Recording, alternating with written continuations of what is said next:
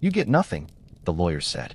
My brother Richard smirked from across the room as 7 years of my life evaporated in 6 spoken syllables. I stared at my father's signature. 7 years I'd spent bathing, feeding, and caring for my father as Parkinson slowly claimed him. 7 years while Richard visited once annually, usually around Christmas, staying just long enough for a photo opportunity before jetting back to his life in San Francisco. There must be some mistake, I said, my voice hollow. Dad and I discussed this. He was leaving the house to me and splitting his investments between us. The lawyer, Anderson, Dad's golf buddy for 30 years, cleared his throat. The revised will is quite clear, Mr. Collins. The Beacon Hill property and all financial assets transfer solely to Richard.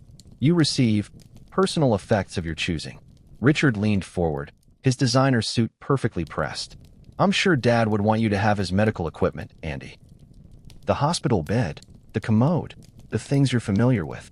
His wife Chelsea stifled a laugh. My hands began to shake.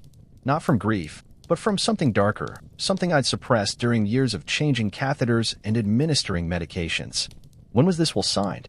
I asked, scanning the document. 3 months ago, Anderson replied, finally meeting my eyes. Your father was of sound mind. Sound mind? The man who sometimes called me by his brother's name? Who occasionally believed it was 1976. I'd taken a leave of absence from the hospital where I worked as a charge nurse to care for him. I'd moved into his Beacon Hill brownstone, converting the living room into a medical suite.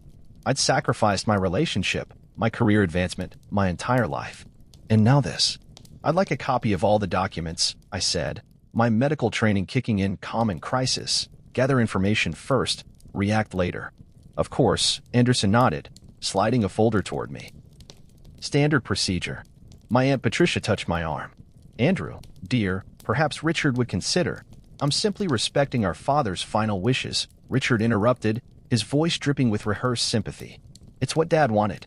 I stood up, collecting the folder with numb fingers. If you'll excuse me. No one tried to stop me as I walked out of the conference room. No one except Aunt Patricia, who whispered, This isn't right, Andrew. Something's wrong. In the elevator, I finally allowed myself to breathe. The doors closed, and I slumped against the wall, clutching the manila folder to my chest. Inside was the documentation of my betrayal, not just by my father, but by the entire system I trusted. My phone vibrated. A text from Nancy, Dad's home health nurse who'd worked with us twice weekly for the past 5 years. How did it go? Call me. Important. I stepped out into the rain without opening my umbrella, letting the cold drops mix with the tears I couldn't hold back any longer. 7 years of my life, gone in an instant. But something else was forming beneath my grief, a hardened resolve that felt foreign in my chest. Enjoy the house, Richard, I whispered to the falling rain. For now. Nancy's hands trembled as she placed the cup of tea in front of me. Her small apartment in Jamaica Plain was cluttered with nursing textbooks and family photos, a stark contrast to the sterile environment we'd maintained at Dad's house. I should have come forward sooner, she said, her voice thick with regret. But your father made me promise. Promise what, Nancy? I asked, trying to keep the edge from my voice. None of this was her fault. She disappeared into her bedroom and returned with a leather-bound notebook. He asked me to give you this after the will reading. He said you'd understand when the time came. The journal was worn, the pages dog-eared from frequent use. I recognized it immediately. Dad had been writing in it for years, even as his handwriting deteriorated. I'd assumed it contained memories he was trying to preserve as his mind began to fail. Did you read it? I asked. Nancy shook her head. No, but he told me things, during our sessions when he was lucid, about Richard's visits. I opened the journal to a random page from about 4 months ago. The handwriting was shaky, but legible. Richard came today. Says I need to change my will. Says Andrew wants to put me in a home. Brought papers. I'm confused. Andrew bathes me every day. Reads to me. Richard doesn't know that I soil myself. Would leave if he knew. Feel pressured. Don't want to lose my only other son. My throat tightened as I flipped through more entries. Notes about Richard's infrequent visits. Records of conversations I'd never been privy to. And then, the most damning. Chelsea found the stock certificates in my study. Richard angry I didn't tell him. Says Andrew probably wants them. Made me call lawyer. Anderson came with papers. My hand won't stop shaking. Signed something. Richard looked happy. Left right after. Haven't seen Andrew smile in years. Too busy caring for me. I'm a burden. Maybe Richard is right. He wasn't competent, I whispered, more to myself than to Nancy. He wasn't in his right mind when he signed. Nancy's eyes filled with tears. There's more, Andrew. Richard threatened him. Your father was terrified of being abandoned. He told me Richard said he'd never visit again if the will wasn't changed. I closed the journal, a cold determination replacing my shock. Did Anderson know about Dad's condition? He had to, Nancy said firmly. Anyone who spent 10 minutes with your father in the last year would know he wasn't competent to make major decisions. Some days he didn't even know what year it was. I nodded slowly, formulating a plan. I need your help, Nancy. And I need access to Dad's medical records. You're going to fight it, she asked. Every penny, every brick of that house, I replied. But I need evidence. And I need to be smart about it. Nancy squared her shoulders. Tell me what you need. For the next 2 weeks, I lived in a hotel near the hospital where I'd worked before taking leave to care for Dad. My former colleagues were sympathetic, offering couches and spare rooms. But I needed solitude. I needed to focus. During the day, I gathered evidence. Medical records, pharmacy logs, video recordings I'd made during Dad's lucid moments when we discussed his care. Notes from his doctors about his cognitive decline. At night, I read his journal, each entry feeding the fire inside me. Richard had moved into the Beacon Hill house almost immediately after the will reading. I drove by occasionally, seeing the lights on in rooms that had been darkened for years. Once, I spotted Chelsea in the garden, tearing out the hydrangeas Dad had loved and replacing them with some modern landscaping. On the 17th day after the reading, I received a text from Richard. Need you to come get Dad's personal things. Renovating his room next week. No condolences. No acknowledgement of my years of care. Just an order to come collect what scraps he deigned to leave me. I replied, I'll be there tomorrow at noon. That night, I called my Aunt Patricia. Will you come with me to the house tomorrow? I don't trust myself to be alone with Richard. Of course, dear, she said. And I've been asking around about the circumstances of the will change. Something doesn't add up. No, it doesn't, I agreed. Bring your phone. Record everything. The house looked different already. New furniture in the foyer, the familiar smell of Dad's pipe tobacco replaced by some designer fragrance. Chelsea led us upstairs without offering coffee or even water. We boxed everything up, she said, gesturing to several cardboard containers in Dad's bedroom. The hospital bed was gone. So was every trace that a sick man had spent his final years here. You can take whatever has sentimental value. The rest goes to Goodwill. I nodded silently, examining the boxes. Dad's clothes, his books, the family photos I'd arranged around his room so he could see them from his bed. The small artifacts of his life deemed worthless by the people who now owned everything else. Where's Richard? And Patricia asked, her phone conspicuously held in her hand. Business call, Chelsea replied. He said to tell you he's sorry he missed you. I snorted involuntarily. Chelsea's eyes narrowed. Something funny, Andrew? Because I don't see what you have to laugh about. You're lucky Richard is letting you take anything at all. Lucky. I repeated, the word tasting like poison. Is that what I am? You chose to play nurse, she said with a shrug. No one forced you. Aunt Patricia stepped between us, her hand on my arm. Chelsea, dear, would you mind if I use the restroom while Andrew sorts through these things? Whatever, Chelsea said, checking her watch. Just don't take all day. We have the interior designer coming at 3. After she left, I pulled out a small framed photo of Dad and me from the summer before his diagnosis. Fishing on Cape Cod, both of us sunburned and grinning. This is all I need, I told my aunt. She frowned. Andrew, these things are yours by right. You should take. The photo is enough? I interrupted. The rest doesn't matter now. I tucked the frame into my jacket pocket and headed downstairs, leaving the boxes untouched. In the hallway, we ran into Richard, emerging from Dad's study with a glass of scotch. Andy, he said, raising his glass slightly. Find what you needed? Not yet, I replied. But I will. He frowned, confused by my cryptic response. Look, I know you're upset. But Dad made his choice. Maybe if you'd put him in a proper care facility instead of trying to play hero, he'd have felt differently. Is that what you told him? I asked, my voice steady. That I wanted to put him in a home? Richard's expression flickered, just for a moment. I don't know what you're talking about. I have his journal, Richard. The glass in his hand tilted slightly, amber liquid sloshing dangerously close to the rim. What journal? The one where he documented every visit you made. Every conversation. Every manipulation. Richard says Andrew wants to put me in a home. Richard brought papers. Richard made me call the lawyer. The blood drained from his face. Beside me, and Patricia inhaled sharply. You're making that up, he said, but his voice lacked conviction. I also have his medical records. Documentation of his cognitive state. Videos I took during our care sessions. Would you like to know what his neurologist said about his capacity to make major financial decisions 3 months ago? Richard took a step backward. You're just bitter. The will is legal. Anderson made sure of it. Yes, let's talk about Anderson, I said, advancing slowly. Did you know he's required by law to ensure a client is of sound mind before executing a will change? Did you know that failure to do so constitutes malpractice? Especially when the client has a documented neurodegenerative condition. You can't prove anything, Richard hissed, but his hand was shaking now, mirroring Dad's tremors in a cruel twist of fate. I pulled out my phone and played a video. Dad, 6 months ago, confused about whether Richard was his son or his brother. Recorded during one of Richard's rare visits, when he'd stepped out to take a call. I have dozens of these, I said quietly.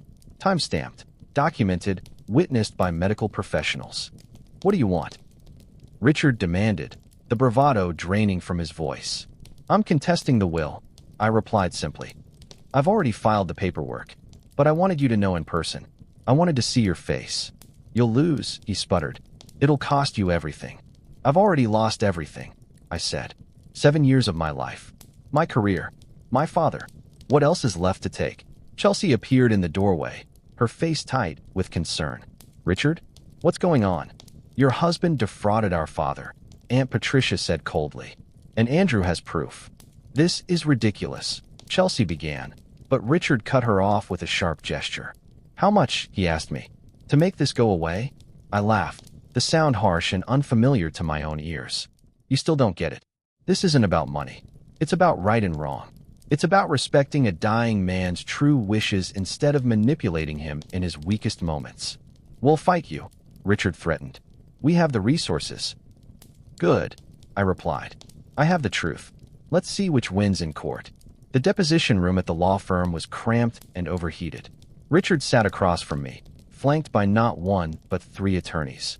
I had just one, Sarah Chun, a former girlfriend from nursing school who'd gone into elder law specifically to fight cases like mine. Please state your name for the record, the court reporter intoned. Andrew James Collins, I replied. And your relationship to the deceased? I am Frederick Collins's son from his first marriage. I was also his primary caregiver for the 7 years preceding his death. Richard's lead attorney, a sharp-featured man named Blake, began his questioning. Mr. Collins, isn't it true that your father visited his attorney of 30 years to make these changes to his will? Yes, I acknowledged. Under duress and while cognitively impaired. That's your allegation. Blake responded dismissively. But you have no proof that Mr. Collins was forced to make these changes. Sarah cleared her throat. We've submitted the journal as evidence. A journal that conveniently appeared after the will reading, Blake countered. For all we know, Mr. Collins here wrote it himself. I remained calm. The handwriting has been verified by an expert. It matches my father's deteriorating script perfectly. I also have this. I nodded to Sarah, who played an audio recording on her laptop. My father's tremulous voice filled the room. Andy takes good care of me. Better than any facility. Richard wants the house. Says he'll stop visiting if I don't change things. I'm afraid of losing him. But it's not fair to Andy. The timestamp on the recording was unmistakable, 2 days before the new will was signed. Richard's face contorted. Where did you get that? Dad's Alexa device, I replied quietly. He used it as a digital diary when his hand shook too badly to write. I set it up for him years ago. The recordings upload automatically to his Amazon account. Blake signaled for a break, gathering his team in a corner. When they returned, their demeanor had shifted. Perhaps we can discuss settlement options, Blake suggested. But I wasn't finished. I slid a folder across the table. This contains Dad's complete medical records for the 3 months surrounding the will change. His mini-mental state examination scores. His medication log, including the increased doses of painkillers he was taking that affected his cognition. And statements from 3 different physicians indicating he was not competent to make major financial decisions. I looked directly at Richard. And this, I continued, placing another folder beside the first, contains documentation of every penny I spent caring for Dad, every shift I missed at work, every promotion I turned down to be with him, the equity I lost in my own home to pay for specialized care not covered by insurance. Mr. Collins, Blake began, but I cut him off. I don't want a settlement, I said firmly. I want justice. I want the judge to hear exactly what happened. Richard leaned forward, his voice low and urgent. Andy, be reasonable. We can work something out. Split the assets. Keep this private, like you were willing to split them with me. I asked, when you thought you had won. He had no answer. I trusted the system, I continued. I trusted that doing the right thing, caring for our father when you couldn't be bothered, would be recognized and respected. I was wrong. So now we do this the hard way. The courtroom was nearly empty for our hearing. Just the principal parties, our attorneys, and the court personnel. Elder law cases rarely draw an audience. Aunt Patricia sat behind me, a silent pillar of support. Richard looked terrible. The stress of the past month had carved lines around his mouth and eyes. Chelsea was absent, having flown to her parents' home in Connecticut when the tide began to turn against them. Judge Harriman, a severe woman in her 60s, reviewed the evidence with methodical care, asking occasional clarifying questions. When she looked up, her expression revealed nothing. This is a troubling case, she began. The evidence suggests that Frederick Collins was improperly influenced at a time when his cognitive capacity was severely compromised. The medical documentation is particularly compelling. My heart began to race. Mr. Richard Collins and his counsel have argued that as the deceased son, he had every right to discuss estate matters with his father. That may be true, but the manner and timing of these discussions, given Frederick Collins's documented condition, crosses the line into undue influence. Richard stared at the table, unmoving. Furthermore, Mr. Anderson's failure to adequately assess Frederick Collins's competency represents a serious breach of professional ethics. My clerk has forwarded the relevant materials to the State Bar Association for review. She shuffled her papers, then continued. It is the finding of this court that the will dated October 15th is invalid due to lack of testamentary capacity and undue influence. The previous will, dated March 3rd of the preceding year, shall be reinstated as the legal expression of Frederick Collins's wishes. I closed my eyes briefly, relief washing over me. Mr. Andrew Collins, the judge addressed me directly, while the court sympathizes with the sacrifices you made as your father's caregiver. I must note that future disputes of this nature might be avoided through proper elder care planning and regular family communication. Yes, Your Honor, I replied, though I knew no amount of planning could have prevented Richard's greed. As we rose at the judge's departure, Richard finally looked at me. This isn't over, he muttered. Sarah heard him and stepped between us. Actually, it is. Any further litigation would only deplete the estate you were so desperate to control. I suggest you accept the judge's ruling and move forward. Outside the courtroom, Aunt Patricia hugged me tightly.